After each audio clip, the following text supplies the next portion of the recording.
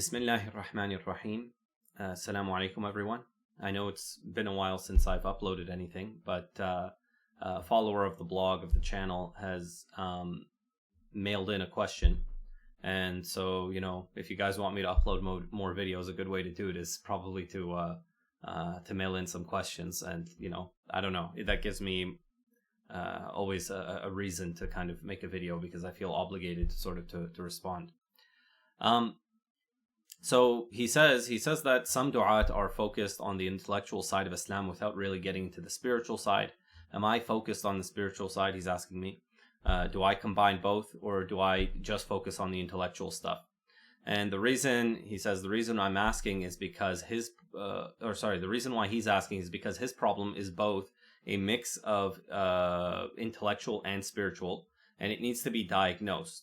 He says that he thinks it's going to be spiritual, like at the core. That's what the cure is going to be. But he thinks that there's also an intellectual side to it. And he says, I thought I'd come to you as well because I don't really know you in person.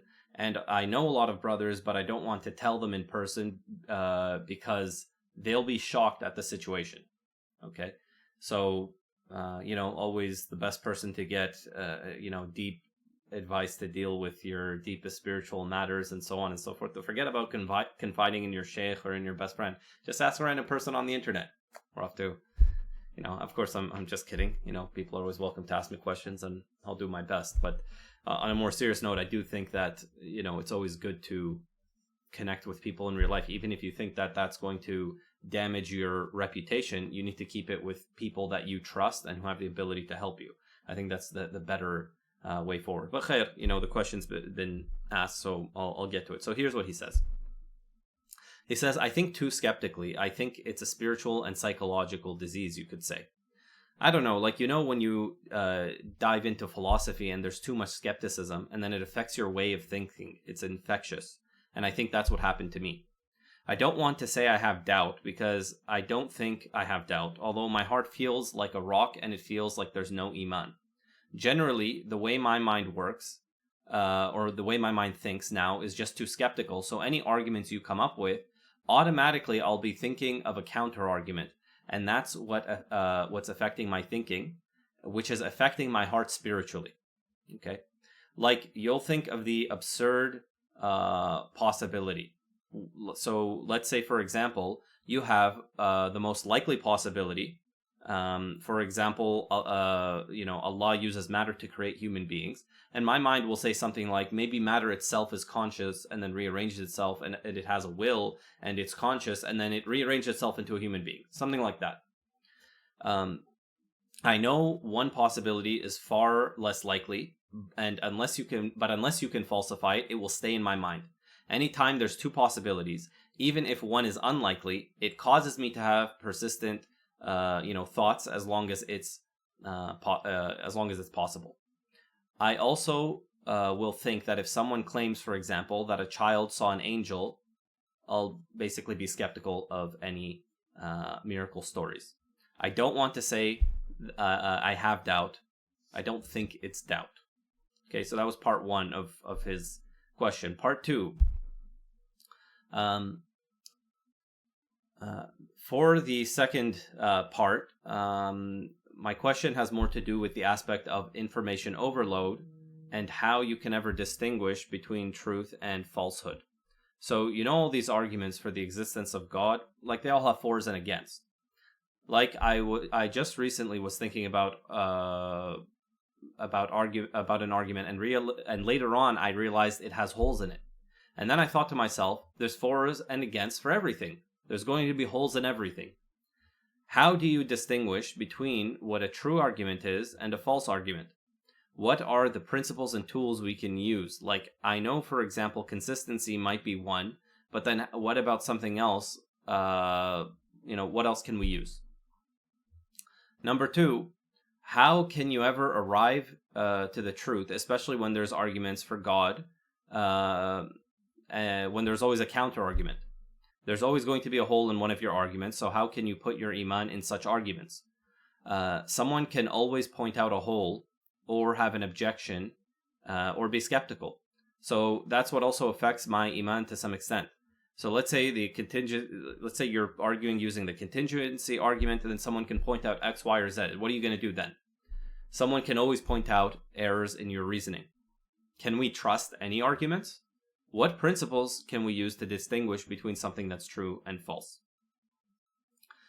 I'm always messaging my friends, asking them, like, what about if someone says this? How would you respond to that?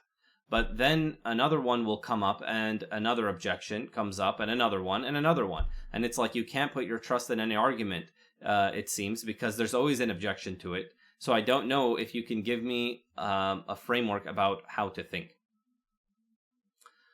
And finally, on a more spiritual note, when I keep thinking about arguments, I feel like my heart feels hard like a rock. It feels very hard, and then it feels like my iman is ripping out. I don't know. I don't want to say I have doubt. I don't think it's doubt, of course. I believe, but I don't know. Like, I wish I had the iman of the Palestinians. If you know what I'm saying.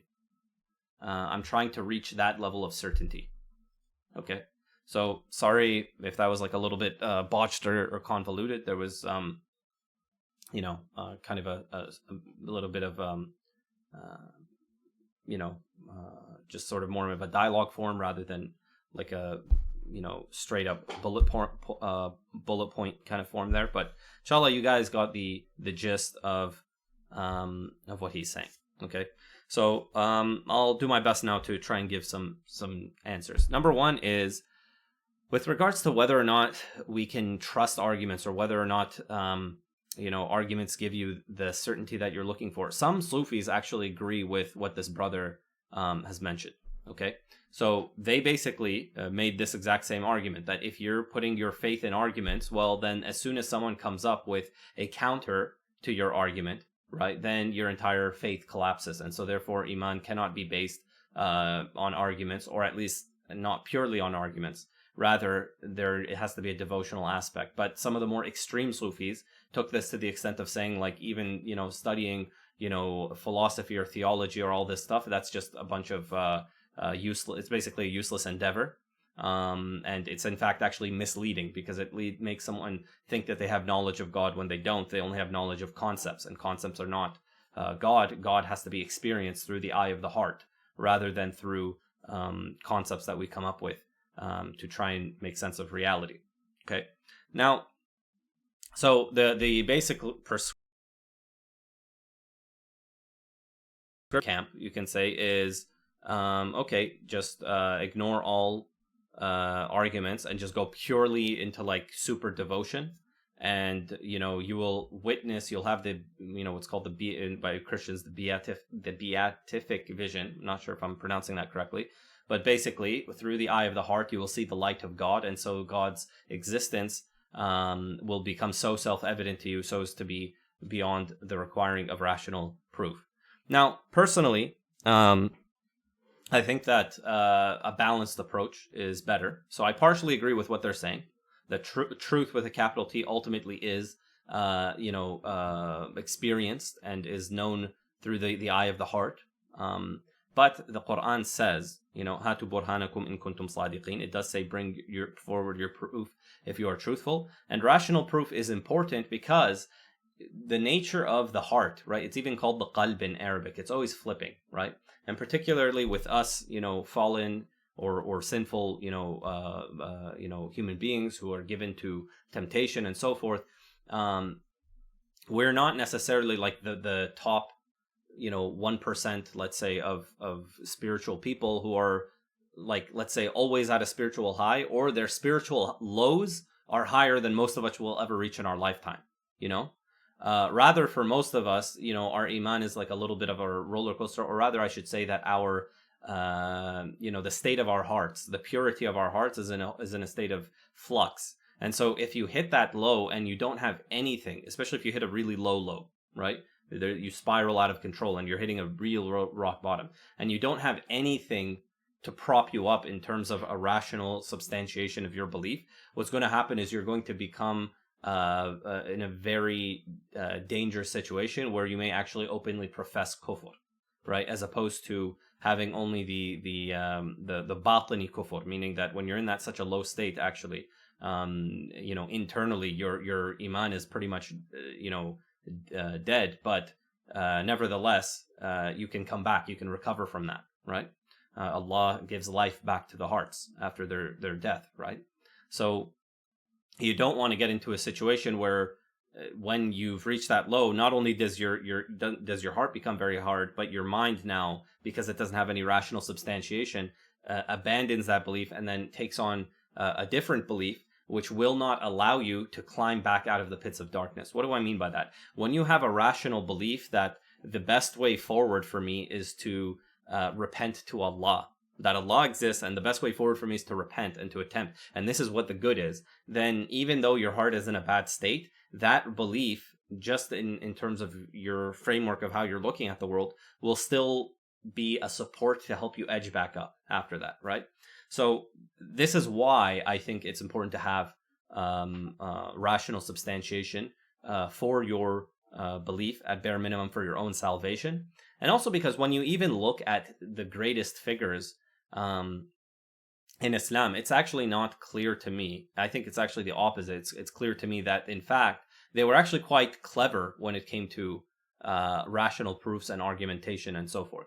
And so therefore, it seems to me, like, can you imagine, even like the greatest example, the Prophet, getting into a theological argument, let's say with a Christian, about the nature of like the Trinity or this, that, and the other, and the Prophet wouldn't be able to like respond, right? No, we would expect him, right, to be able to respond. Now, okay, granted, he has special revelation, but my point being is that this ability is something desirable and should be there. Okay. And the other thing is, okay, if you're going to have kids at a certain point, right? Well, then what are you going to do when you have kids and they start asking you questions requiring you to substantiate your belief rationally? Because before they're willing to grow their faith, right?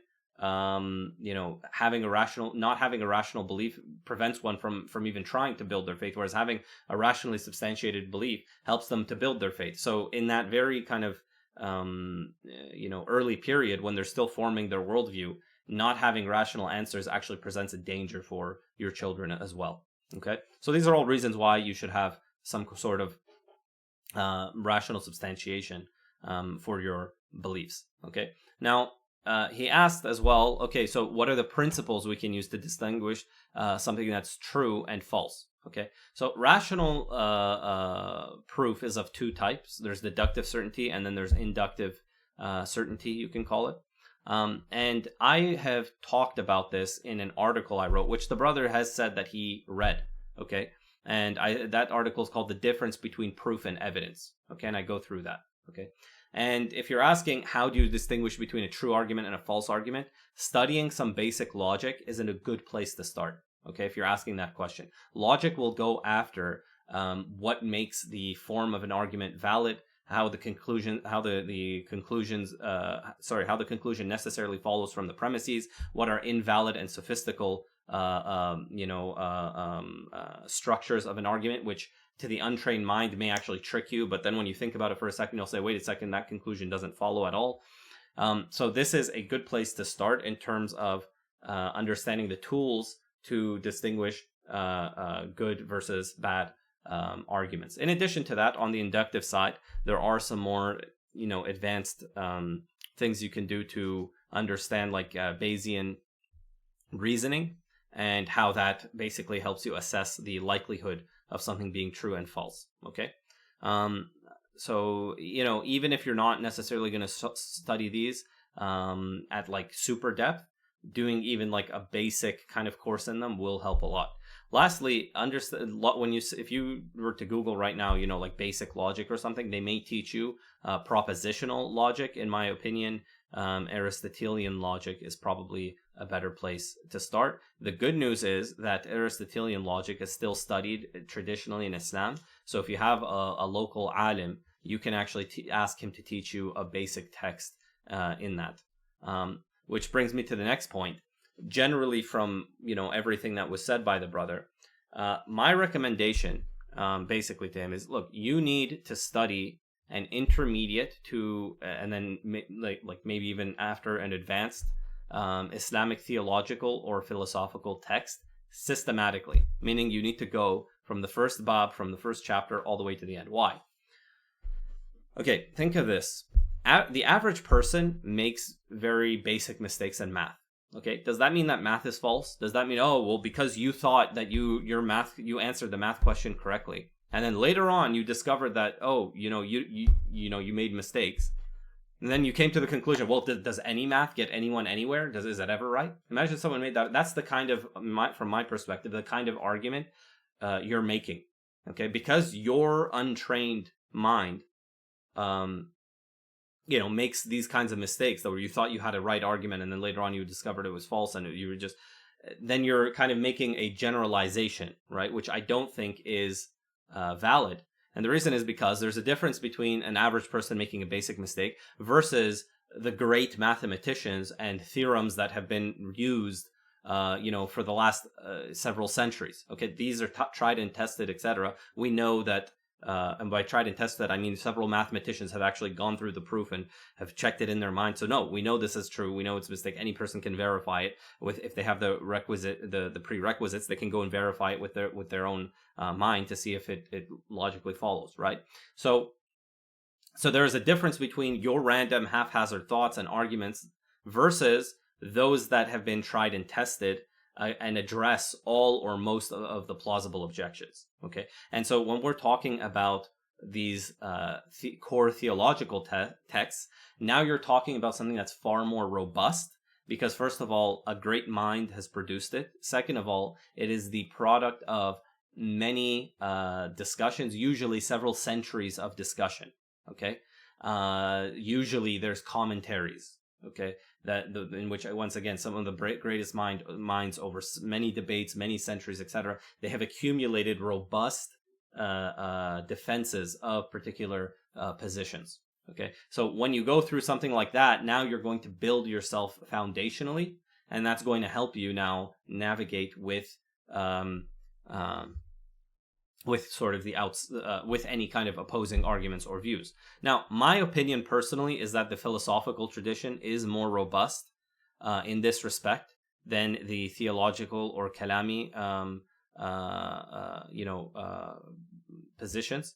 But that's my personal bias. You can discover for yourself through the course of study which positions you think are in fact more robust. Okay. Okay, so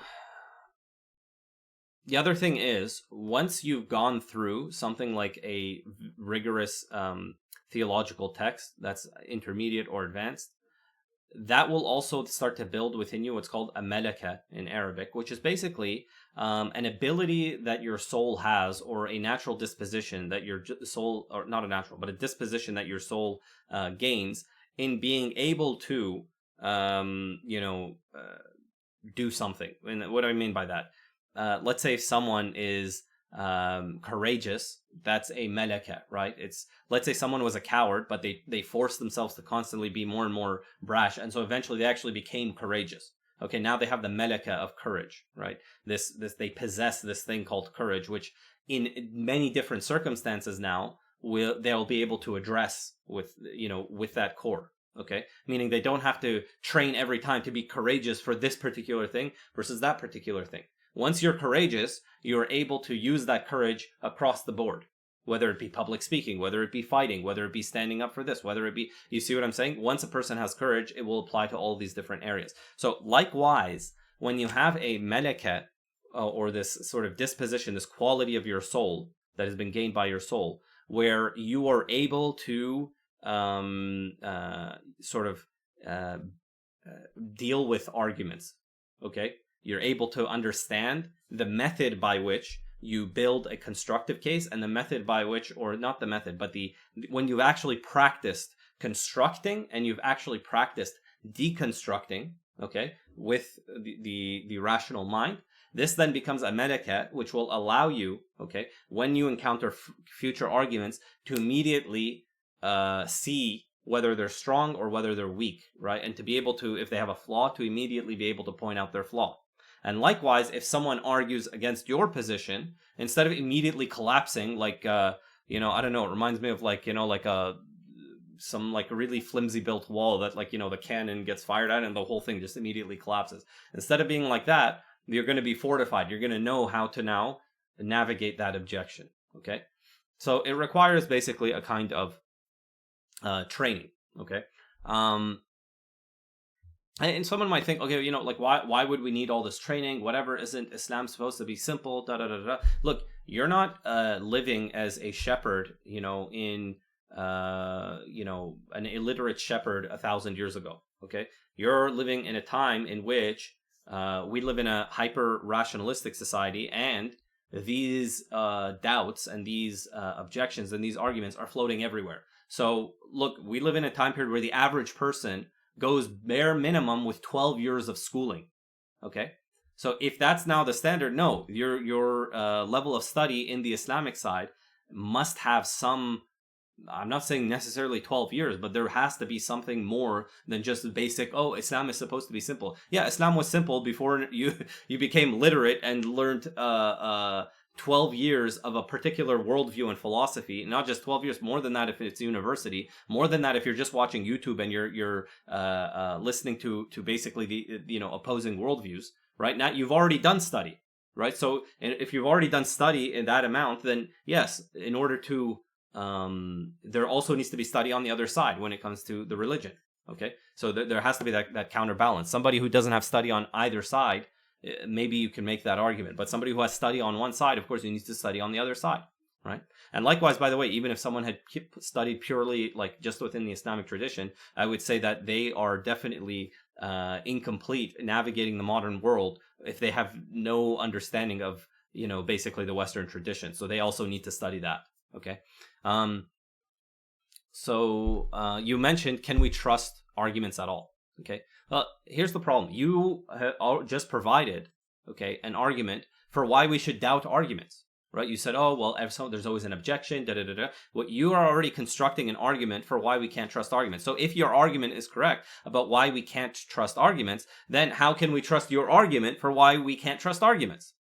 You see what I'm saying? It's self-defeating. If we can't trust argument, then the very argument that you just gave about why we can't trust arguments, right, itself becomes invalid. I hope you understand the point that I'm making here. And I know you weren't asserting that, we can't trust arguments, but I'm saying your question isn't just a question. It's a question with an argument or pieces of evidence or reasoning behind it. And what I'm saying is, because that's the case, right, if we were to conclude that you cannot trust arguments, we would have to throw out that part where you were justifying why we can't trust arguments, or why you were at least arguing that possibly that this is the case.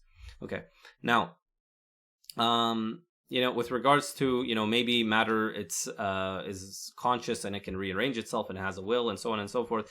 I understand this wasn't core to your point. Your core point was, okay, once I have an unlikely possibility, I fixate on it, which I'm going to address in a second. But I just wanted to point out that this would not, in fact, actually, this isn't a defeater for the contingency argument, because we would simply ask, is this self-rearranging matter and all that, is it contingent or is it necessary? Okay, so if he says it's contingent, then we move forward one step in the argument. If he says it's necessary, okay, then we have what we require, which is a necessary being, and then later on we'll prove that the necessary being cannot have parts. Okay, and so therefore matter fails to be a candidate for the necessary being, unless by matter we mean something that's completely, we're just using the word, but we mean something totally different than what is ordinarily meant by matter, in which case one would be, we don't have a problem with the word matter. What's important is the concept, right? So when it comes to highly unlikely possibilities, okay, I would urge you once again to reread my article on the difference between proof and evidence, and to watch, and I hope it doesn't have, I can't remember, it's been so long since I've watched it, but I hope it doesn't have anything haram.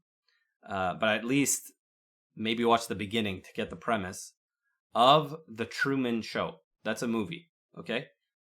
When you watch that, you're going to understand that the vast majority of your knowledge is based on what is highly probable, okay? Because if you're going to play this game of what's taking something that's very unlikely, what what I would say is that I as your, let's say, opponent in this argument, I will not allow you to take the most unlikely possibility when it comes to the question of, let's say, intelligent design. But then in your everyday life, you're going to tell me that you believe Siberia exists. I'm going to tell you, have you ever been to Siberia? No. Okay. So how do you know it exists? Oh, well, I saw it on a map. Okay, well, isn't it possible that every single person that's ever been to Siberia and all the accounts of it and every map, actually, they were all colluding to make it up?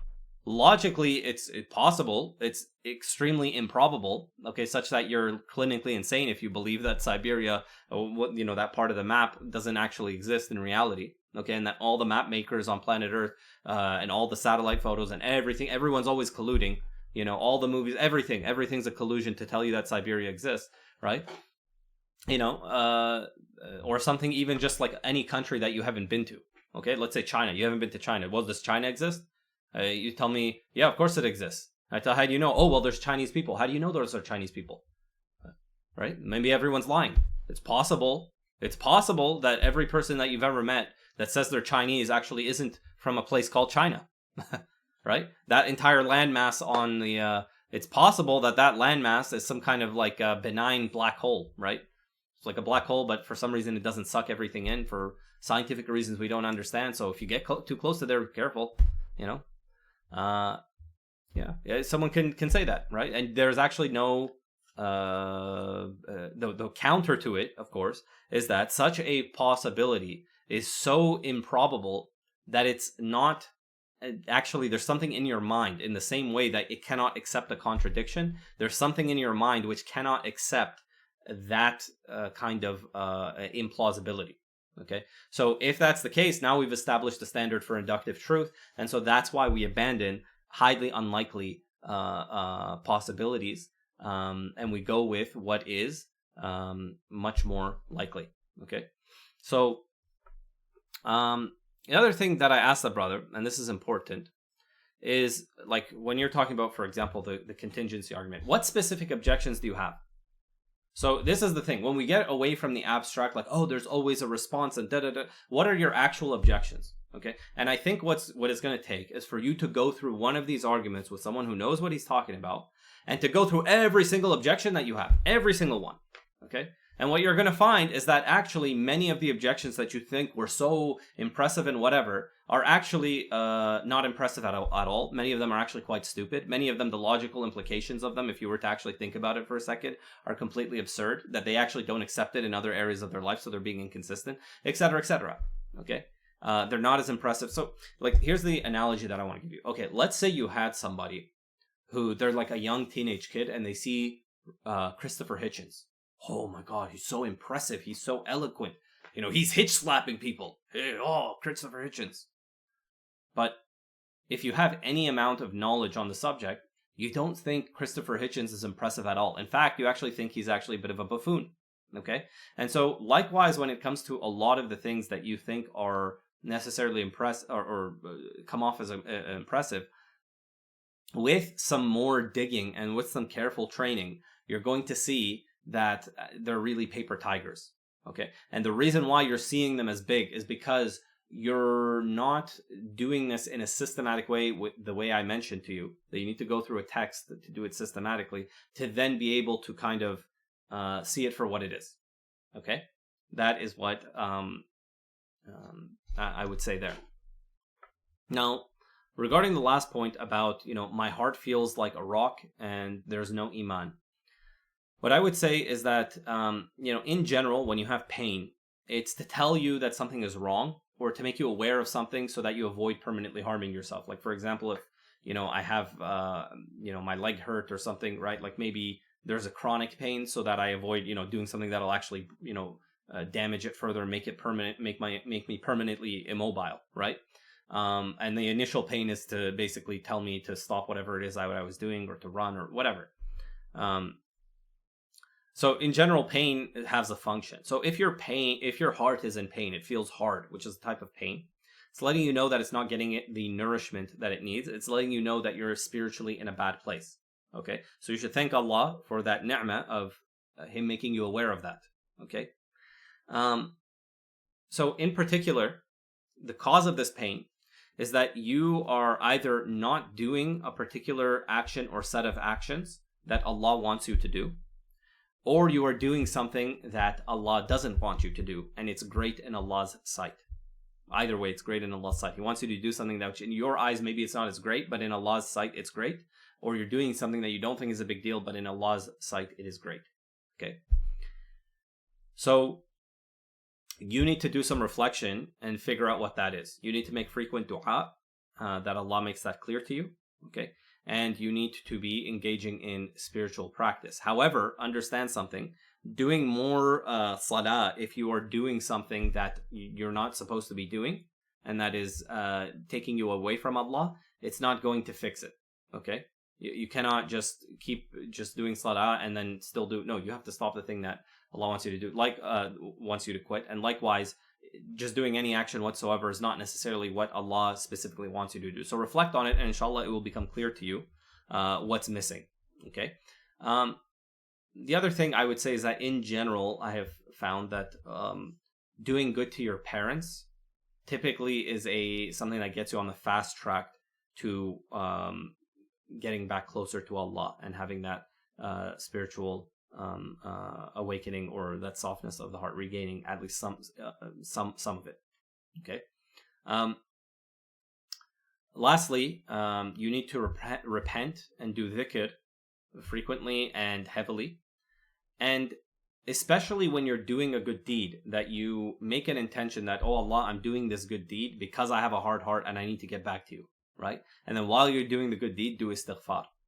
Okay, do istighfar like tasbih. Just say astaghfirullah, astaghfirullah, astaghfirullah, and so forth. This is something that helps. This, of course, is all bro advice. Really, what you should do is seek a local alim and ask him about, what you can do to soften your heart. Okay, you don't necessarily have to give him all the details about everything else. Although I do recommend you also find a trusted brother to walk through the journey. But seek a local alim, start studying a theological text, and also seek an alim who's more on the spiritual side. So for the theological text, you want an alim that's more on the intellectual side. And for the softening the heart, you want to seek a local alim who is on the spiritual side, and ask him what he recommends. Okay, so inshallah, that's what I have for you. If I left anything out, apologies. Someone can point it out in the comments if there's anything left over. But inshallah, that'll be of benefit. Walhamdulillahi Rabbil Alameen. Oh, last thing before I go. To the rest of you watching, inshallah, if you have any questions and you want to see me make more videos, what have you, sending me questions, it does help me. It does help motivate me to make videos. So, you can always use the contact form on my blog, inshallah, and send me any inquiries that you may have. Assalamu alaikum wa rahmatullahi wa barakatuh.